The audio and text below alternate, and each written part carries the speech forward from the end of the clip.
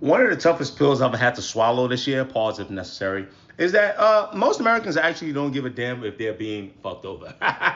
They just care who's doing the fucking, right? The Trump administration is going to double its bailout to Argentina to $40 billion, up from $20 billion. Now, remember, our farmers, lost their soybean market, to the Argentina farmers because China became their customer. But okay, that's a story for another day. What I do want to show you is this clip of Donald Trump and Scott Bessent talking about this and how they've pretty much said, hey, dog, we're going to give money to Argentina's president, contingent on the fact that, if that administration wins the election. And also, we won't give money past federal funds, wholly legal, to New York City if Zohran Mamdani wins the election in New York City for mayor. This is interesting. We're confident that the president's party will and the coalition will do well in the election.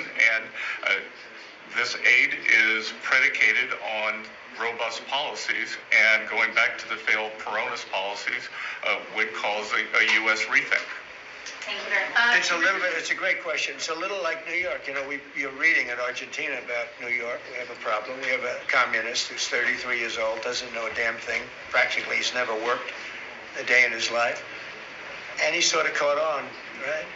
And I'm not going to send a lot of money to New York.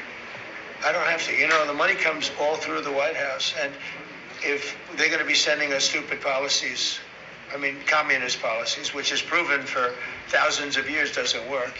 We don't have to prove it again. We're not going to ruin one of our great cities. Anyway, blah, blah, blah. Anyway, oh my God, wholly unconstitutional.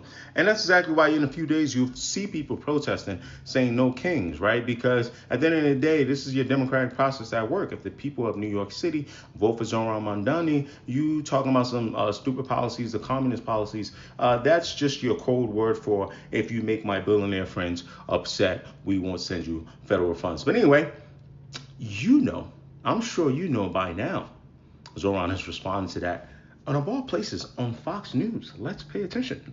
I want to take this moment because you spoke about President Trump, and he may be watching right now. And I just want to speak directly to the president, which is that I will not be a mayor like Mayor Adams, who will call you to figure out how to stay out of jail. I won't be a disgraced governor like Andrew Cuomo, who will call you to ask how to win this election. I can do those things on my own.